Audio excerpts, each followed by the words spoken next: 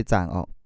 Nên thực ra cái sự Nên thực ra là chúng ta nó phải bắt đầu bây giờ thành công là bắt đầu từ cái thành nhỏ công hiếu. nó bắt đầu từ mối quan hệ thật. Nì bắt đầu Thành công thật của từ chúng ta bây giờ mối quan hệ nó chiên xuất yếm phát chiêu từ nì sự xuất Đức phát Chúa Trời từ ban yếm phước cho thiên chúng ta. hùng trời phú buôn bùa.